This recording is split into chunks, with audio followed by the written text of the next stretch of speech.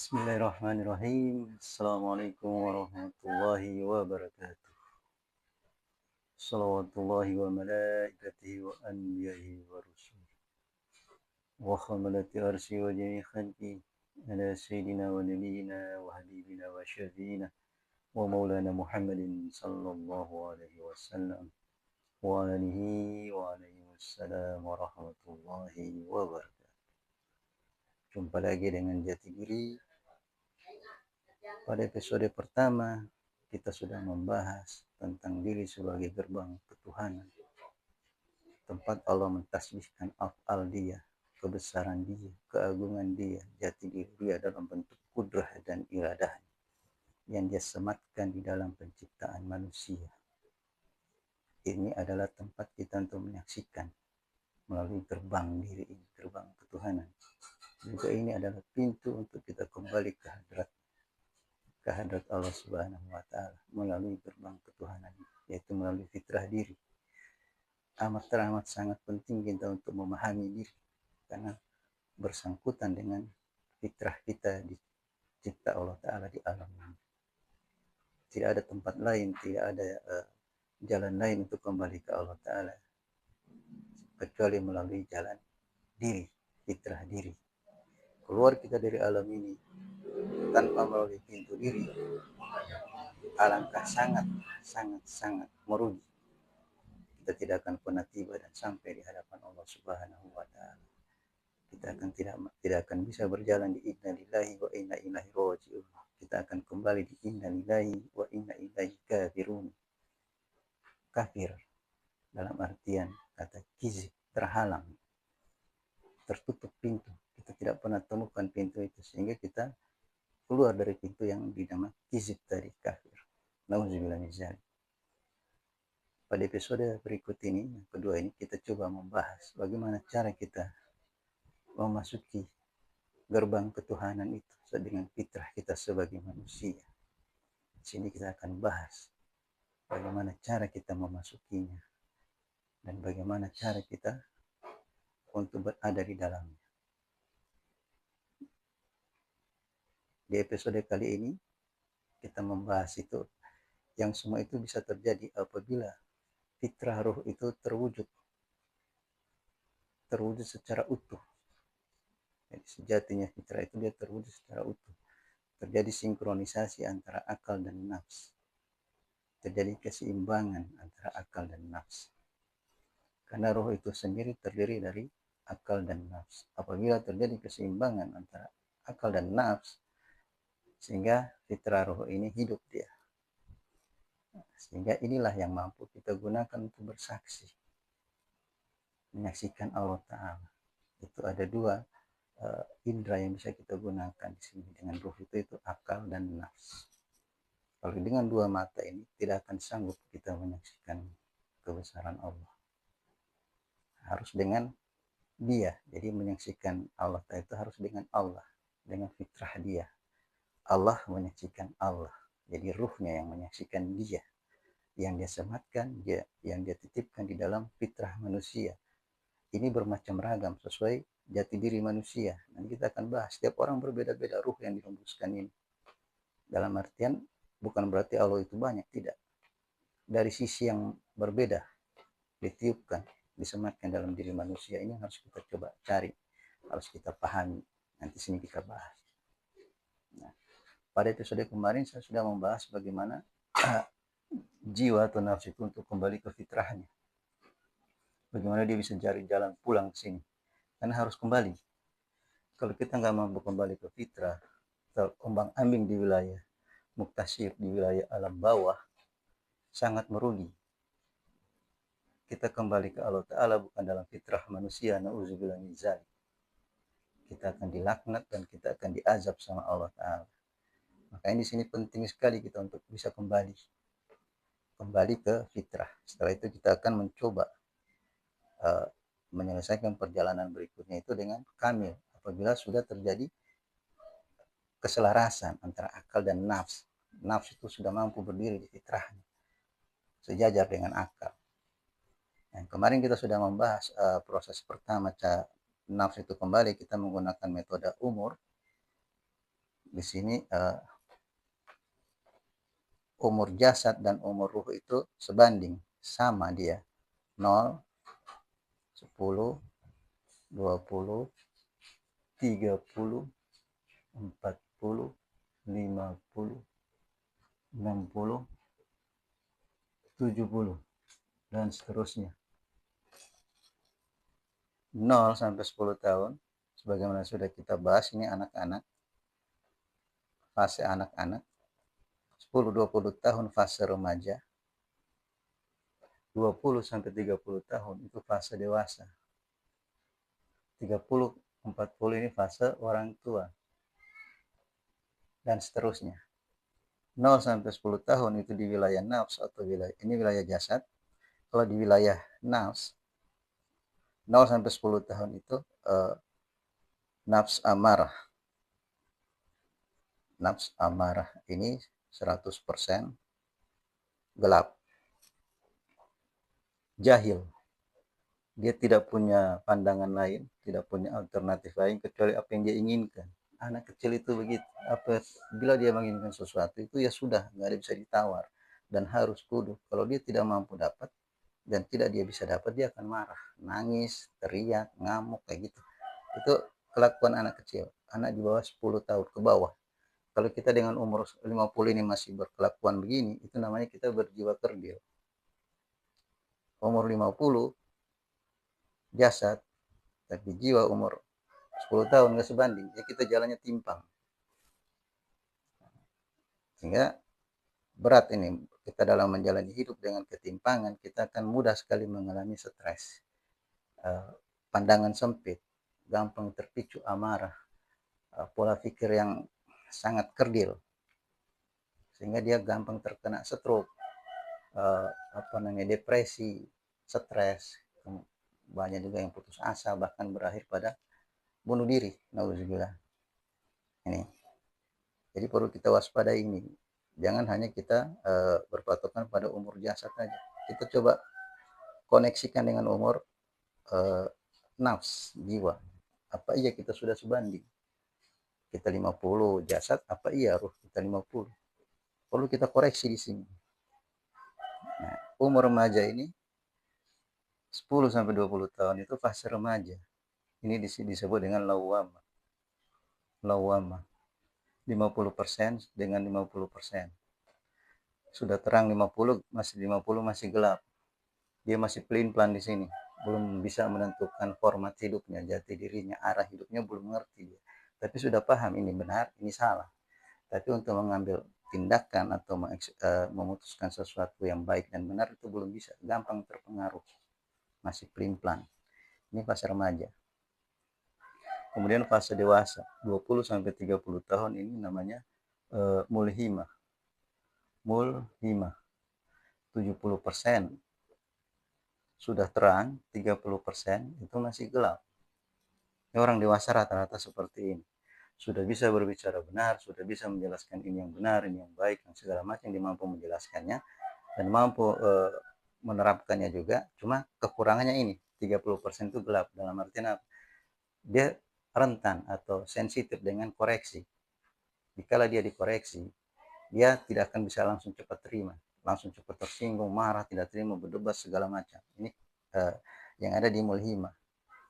Fase 30 ke 40 tahun ini fase orang tua. Ini udah 100%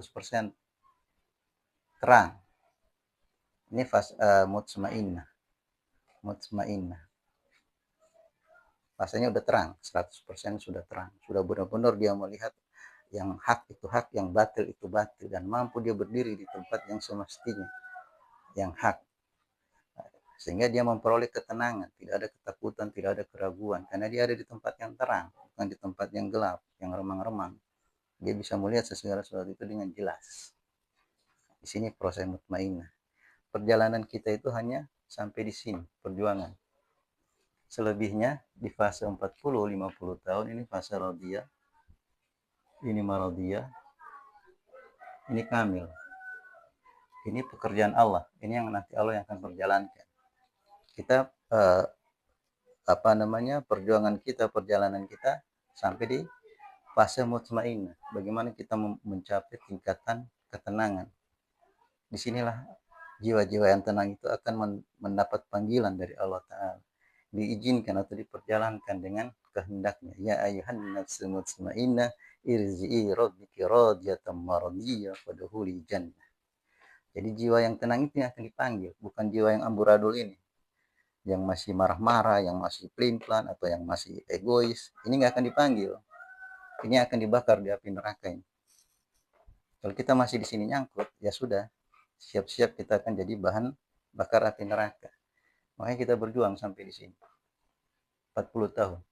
Bagaimana kita mampu melihat kebenaran itu secara utuh, secara jelas, 100% terang. Jadi fase mutmainnah. Kalau kita sudah mampu tiba di sini, kita akan diperjalankan Allah Ta'ala di fase radiyah, fase berserah, penyerahan diri. Di sini Allah akan melihat seberapa besar kita di dalam berkeyakinan akan Dia, seberapa persen kita di dalam ridho kepada Allah Ta'ala itu. Ini fase radiyah. Sehingga di sini fase ujian ya, ujian yang tiada henti, tidak pernah berhenti. Allah uji hambanya di sini, siang malam dihajar sama Allah. Dengan maksud apa?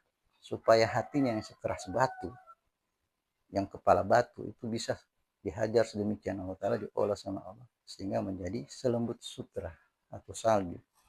Sehingga dia mempunyai kepekaan, hidup rasanya. Mampu dia bersanding dengan Allah, mampu dia bergaul di wilayah ketuhanan, wilayah latif, wilayah halus. Allah itu zat yang maha latif, halus, sehingga dia bisa memahami Tuhannya. Kalau dia kasar, dia nggak akan bisa. Dia akan bisa masuk ke wilayah ketuhanan. Kalau jiwanya kasar, marah-marah, caci maki, nggak bisa dia. Walaupun dia katanya ulama besar atau apalah. Kalau masih karakternya marah-marah, caci maki, bentak-bentak, dia akan pernah bisa dia berinteraksi dengan Allah. Dia bercerita Allah, dia cuma ngebual. Nggak ngerti apa yang diceritain. Jangankan Allah, dirinya aja dia nggak tahu. Jadi di sini Allah bentuk dia di sini, hatinya itu digembleng sama Allah sedemikian rupa sehingga menjadi halus selembut sutra. Ini fase radiyah. Setelah Allah menyaksikan kesungguhan hamba itu di dalam berserah di hadapan Allah, baru Allah akan menyatakan, mengakui dia sebagai hambanya atau dalam keridaannya. Ini baru dia ridho di sini. Sehingga hamba itu bergelar radhiyallahu an. Itu di fase maradiyah. Setelah Allah melihat hamba itu benar-benar ridho pada Tuhannya, berserah pada Tuhannya, sehingga Allah pun akan ridho sama dia. Engkau sudah ridho bertuhankan aku ridho berhambakan engkau. Sini, masuk ke wilayahku. Nah, ini yang dipanggil, diperjalankan di sini. Maradiyah ini wilayah ketuhanan. Laboratoriumnya Allah di sini. Di sini Allah itu mencipta, berbuat. Disinilah hamba yang memperoleh gelar radhiyallahu an ini diangkat sebagai khalifah, sebagai perwakilan Allah di muka bumi. Dia diberi keistimewaan berbuat sebagaimana Allah berbuat, mendengar sebagaimana Allah mendengar, melihat sebagaimana Allah melihat, berbicara sebagaimana Allah berbicara. Jadi kuasa dikasih kuasa penuh dia di sini. Itu namanya khalifah. Sehingga dia bergelar radhiyallahu an. Jadi khalifah di sini tidak asal-asalan. Tidak mentang-mentang dia kiai atau apa langsung kucuk-kucuk radhiyallahu an. Ya, dilihat dulu, dia harus melalui fase ini. Kalau cuma main angkat-angkat aja, tapi kelakuannya masih jauh api dari apa, panggang dari apa namanya, api dari panggang, ya itu nggak matang. Dia kemungkinan masih di sini sudah mengaku dia khalifah. Makanya ujung-ujungnya orang yang masih di sini udah ngaku khalifah, ujung-ujungnya khilaf, Pak. Suka bikin salah mulu. Ujung-ujung minta maaf. Nah, kecuali dia di sini radhiyallahu an. Baru dia dapat pengakuan. Disinilah pangkat kekhalifahan itu di maradiyah ini. Setelah itu baru dia akan disempurnakan ke wilayah kamil. Setelah dia memperoleh ridha Allah Ta'ala, dia akan disempurnakan sama Allah. Kamil ini adalah kesempurnaan. Disinilah letak hamba itu.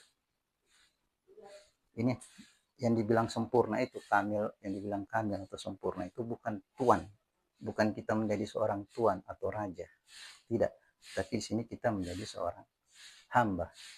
Itu yang dibilang dengan kamil, sempurna. Nah, ini proses yang ada di dalam perjalanan jasad dan nafs, jiwa. Bagaimana dia bisa kembali ke sini? Dia melalui proses ini, perjuangan. Fitrah manusia itu di sini, di mutmainnah. Keseimbangan. Mutmainnah itu di tengah, dia keseimbangan. Dia mampu balik ke sini, berjuang dia dalam amarah, lawamah, muzimah, dia kembali ke mutmainnah. Baru dia bisa disandingkan dengan akal. Baru dia bisa memperoleh kesetaraan dengan akal. Sehingga dia dikawinkan di sini, akal dan nafs. Baru terwujudlah tercipta namanya ruh itu. Ruh yang sesuai dengan fitrah Allah. Karena yang mampu menyaksikan Allah hanya Allah sendiri. Hanya ruhnya dia. Jadi harus dia menyaksikan dia, bukan kita. Kita hanya dititipin ini. Cuma sesuai kadar ya, sesuai fitrahnya kita akan bongkar dengan fitrah kita. Bagaimana kita berdiri, pembagian yang Allah bagi kita itu seperti apa ruh itu. Nah, ini fase kembalinya. Oke, dari nafs kita kembali ke untuk membahas tentang kembali ke diri kita, bagaimana kita mengimplementasikan, bagaimana cara kita masuk ke wilayah atau gerbang ketuhanan itu. Di sini saya menggunakan metode rukun insan. Di Islam itu kita ketahui ada 3 rukun. Rukun iman dan rukun Islam. Yang paling tinggi ini rukun Islam. Itu tingkatan tertinggi. Dia ada 5 pasal. Mengucapkan 2 kalimat syahadat, sholat, puasa, zakat, haji. Rukun Islam ini berbicara tentang hukum, tentang aturan, tentang tata cara boleh tidaknya dalam laku hidup. Ini adalah pakaian, aksesoris atau mahkota yang Allah pakaikan ke hambanya yang sudah mencapai tingkat kamil, sempurna. Baru dipakaikan ini. Rukun Islam. Sebenarnya ini rukun yang kita kerjakan terakhir. Karena dia paling tinggi. Tertinggi dia, penutup. Cuma kebanyakan manusia langsung mengerjakan di rukun Islam. Enggak masalah. Yang penting melatih dulu baru penyempurnaan. Sudah terbiasa dengan proses rukun Islam, kalau penyempurnaan dia mudah.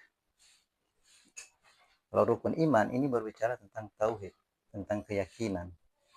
Di sini bagaimana dia meyakini akan Tuhannya. Percaya pada Allah, percaya pada malaikat, percaya pada kitab-kitab, percaya pada Rasul, percaya pada takdir baik, takdir buruk, dan percaya kepada hari kebangkitan atau hari kiamat. Ini rukun iman. Berbicara tentang keyakinan atau tauhid. Kalau rukun insan, ini fase paling pertama, yang paling dasar. Ini berbicara tentang diri, tentang jiwa, tentang wadah. Jadi sebelum ini isi semua nih. Sebelum ada isi, kita harus punya wadah dulu, punya tempat. Makanya ini yang akan kita tempuh awal itu rukun insan. Bagaimana kita mensiapkan wadah ini di dalam rukun insan. Ini ada 4. Asma, af'al, sifat, dan zat. Nah, ini akan saya petakan. Jadi saya menggunakan rukun insan. Saya hapus dulu ya, biar lebih enak kita bahas. Nah, pertama saya gunakan rukun insan. Di sini ada yang namanya nama. Terus af'al. Terus sifat. Terus zat. Nama ini berhubungan dengan jasad. Kalau af'al itu berhubungan dengan ruh. Sifat berhubungan dengan qalb. Kalau zat itu berbicara tentang sir, rahasia. Ini susunan komponennya.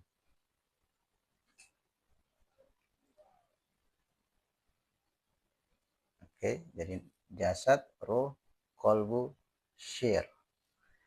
Nah, di jasad ini yang kita urai itu tentang data diri. Nama dia, nama, tanggal lahir, kemudian tempatnya, tempat lahir, umur, atau hari.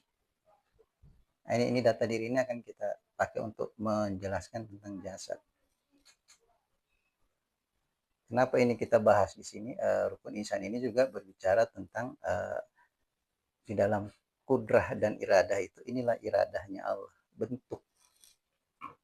Jadi iradah itu adalah yang dilihat adalah bentuk manusia, itu adalah iradahnya Allah.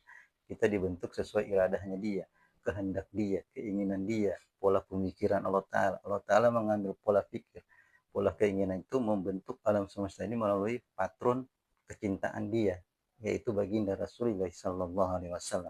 Kita menggunakan patron mim ha mim dal Muhammad. Kita berbicara sedikit tentang ini ya.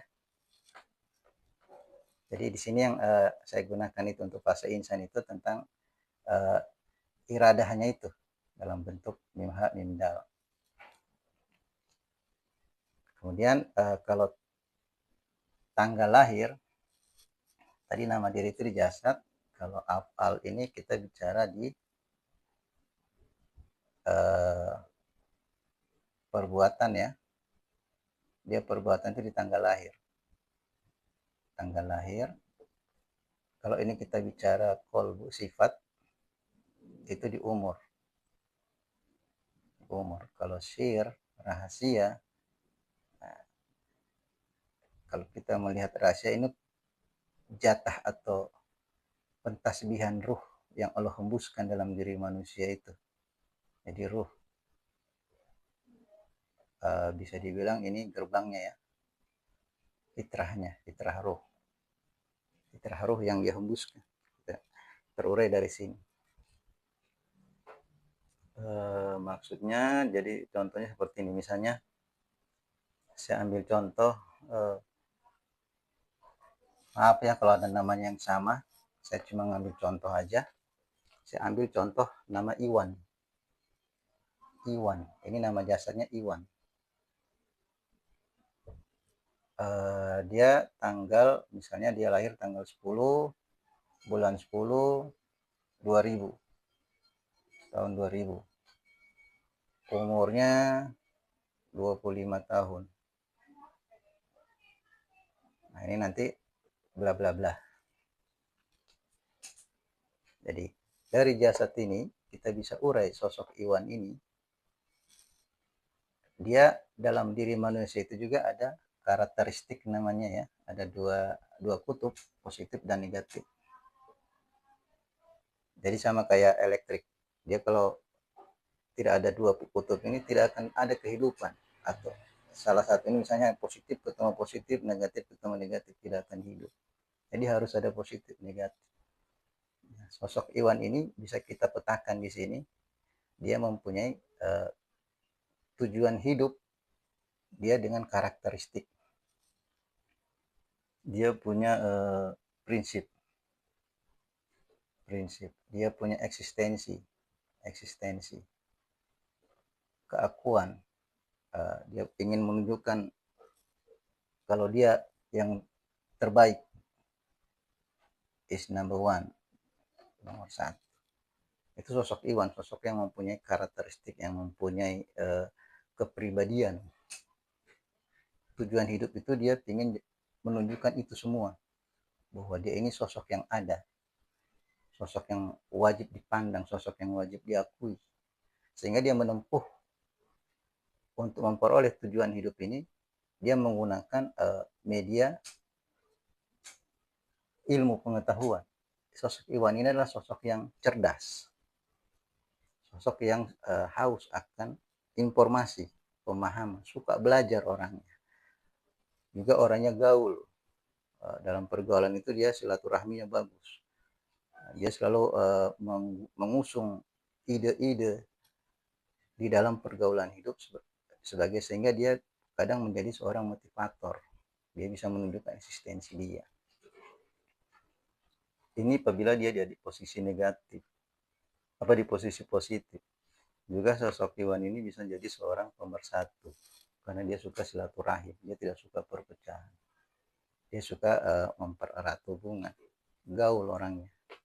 Tapi jika dia di posisi negatif, dia bertolak belakang dari positif. Dia suka orangnya posesif, suka minder, rawan dibully, cepat berkecil hati, cepat putus asa, cepat patah arang. Ini sosok Iwan. Jika dia di negatif, dia juga suka gampang memutuskan silaturahim, suka menyendiri, atau melihat segala sesuatu dengan skeptis, dengan pemandangan yang sempit. Sosok Iwan. Dia juga kerdil dalam berpikir, itu kalau dia di posisi negatif atau bodoh. Sehingga dia perlu diselaraskan di sini dalam menjalani hidup. Di sini bisa kita kolaborasikan dalam dia mencari jati diri dia. Dan Allah menguji dia di sini, turun ujian pun sesuai fitrah ini. Dia akan diuji dari eksistensi dirinya, kepercayaan dirinya. Kadang suka up down, naik turun. Nah, kalau di perbuatan ini afal, itu di wilayah roh. Kalau wilayah roh tadi itu, atau jiwa ya, maaf, kita bahasakan dengan jiwa aja ini, nafs. Di wilayah nafs, ini dia ada di posisi, kalau saya coba 11, 10, 10.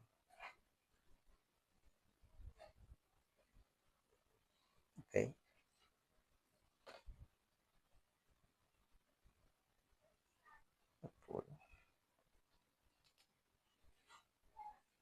Dia ada di angka 4.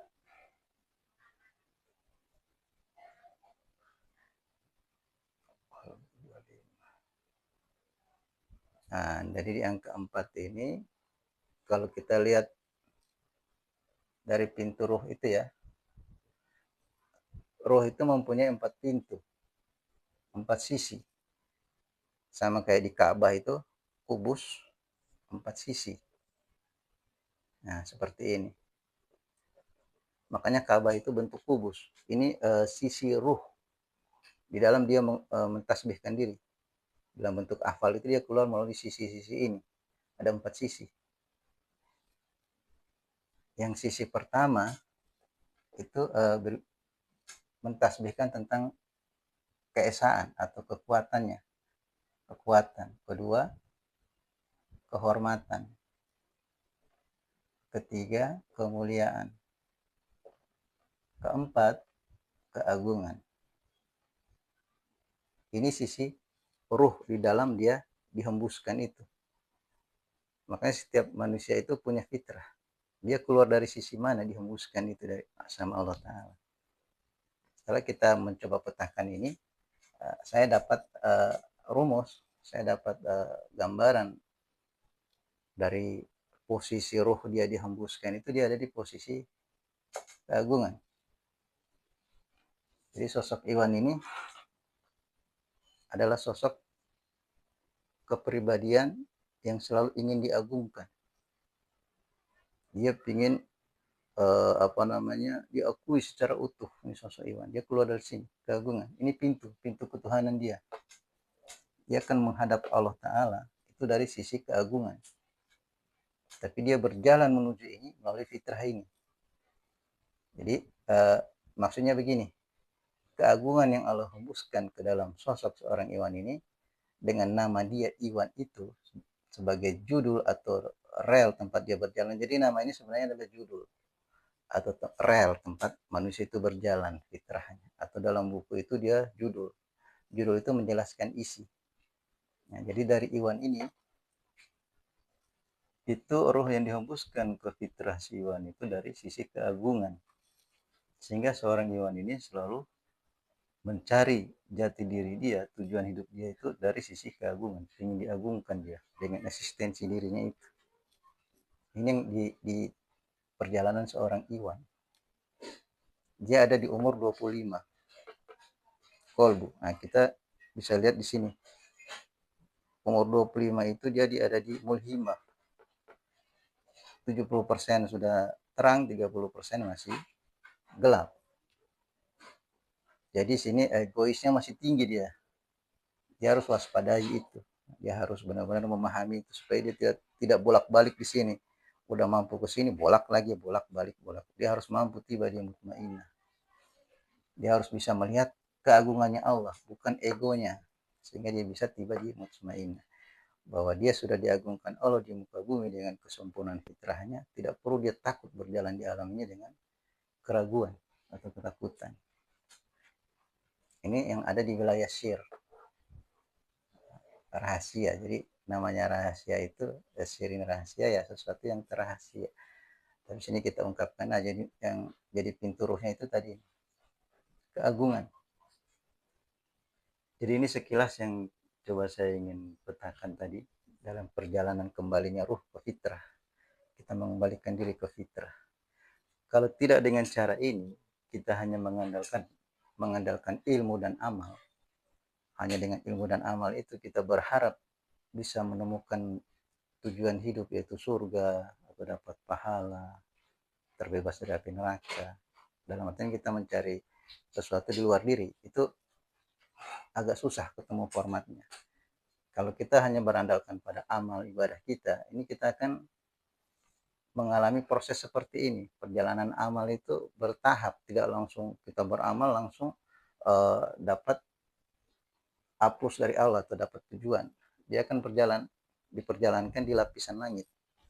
Langit pertama itu amal manusia itu dalam bentuk cahaya, itu dibawa sama para malaikat di baki yang namanya baki atau apa ya, nampan dari emas, diangkat sama malaikat dengan tasbih yang puja-puji yang luar biasa. Dan amal ini wangi, dibawa sampai ke langit pertama, itu dicegat sama malaikat yang ada di langit pertama, diperiksa amal orang itu. Yang diperiksa di langit pertama itu, di amal itu dicari apakah orang ini dalam hidupnya itu suka mengumpat orang, suka mengejek, mencaci maki orang, menghina orang. Kalau ada itu dalam amal dia, itu tertolak semua. Amal dilemparkan lagi, dibalikan lagi ke orang itu, dicampakkan di wajah orang itu. Tertolak. Kalau lolos dia akan naik lagi. Dibawa lagi oleh para malaikat dengan kebesarannya. Naik ke tingkat kedua, langit kedua. Nah, di langit kedua ini, di situ diperiksa.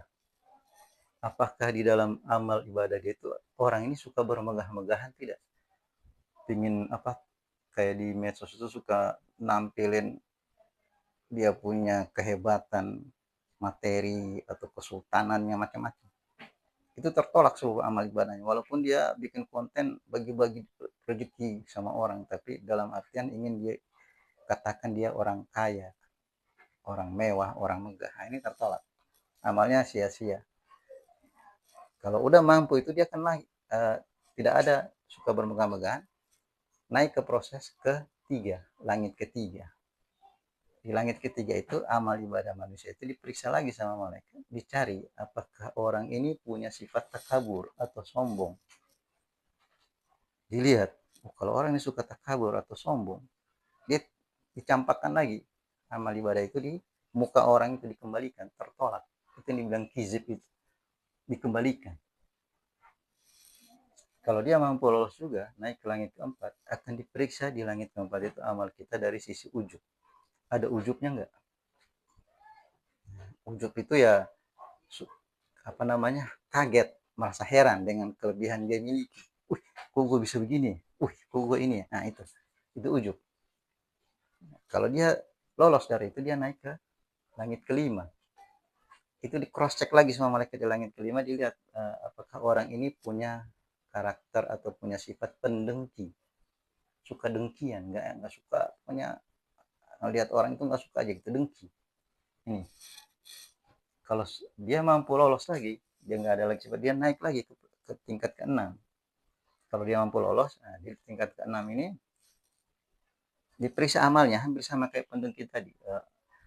Dilihat apakah orang ini suka melihat orang lain kena musibah dan tidak suka melihat orang memperoleh nikmat. Nah, sehingga kalau itu ada dalam orang itu, amalnya pun dicampakkan sama orang itu. Jadi sia-sia amalnya. Terakhir, kalau mampu tembus, dia naik ke langit ketujuh. udah tingkatan ketujuh ini udah top ya. Itu situ yang diperiksa oleh para malaikat itu sifat riaknya. Apakah ada dia di situ sifat riak, suka pamer? Kalau ada itu dicampakkan lagi. Kalau toh dia tidak ada sifat ini, dia naik lagi ke tingkat 8, di situ langsung Allah sendiri yang cross check, bukan malaikat lagi. Allah sendiri yang lihat. Yang dicari Allah itu apa? Dia hanya kesaksian akan dirinya. Setelah Allah lihat amal ibadahnya, ternyata tidak ada Allahnya di situ. Yang ada cuma egonya orang ini, ingin dapat derajat, makom, ingin dapat pahala, ingin dapat sorga. Allahnya mana? Nggak ada. Marah Allah murka, lemparkan. Allah lemparkan itu amal. Setelah perjalanan sekian lama, sekian jauh, ujung-ujungnya amsyong. Lemparin lagi ke wajah orang itu. Ya begini. Ini kalau kita mengikuti proses amal ya, yang ada di luar diri. Kita mengimplementasikan ilmu dan amal itu di luar diri. Berat perjalanannya. Bukan nggak bisa, bisa, cuma berat. Makanya kita tempuh dengan cara bagaimana kita mengimplementasi itu ke dalam diri. Lebih mudah sebenarnya karena ya ini kita pakai sendiri. Tidak tidak perlu jauh-jauh kita mencarinya, tinggal kita mengkajinya aja. Tinggal kita butuh kejernihan di akal dan nafs tadi. Begitu cara kita untuk bagaimana masuk ke gerbang ketuhanan untuk menyaksikan keesaan afal dan kebesaran Allah Ta'ala itu. Demikian untuk sementara, lebih dan kurangnya mohon dimaafkan. Sekali lagi sini kita sifatnya diskusi muzakarah, jadi seandainya ada rekan yang ingin mengkoreksi atau ingin berdiskusi atau ingin berbagi, boleh dilampirkan di kolom komentar. Nanti sini kita rundingkan lagi, kita bahas lagi. Saya juga tidak menutup diri dari koreksi. Ya, semalam saya baru mencoba menerapkan ini.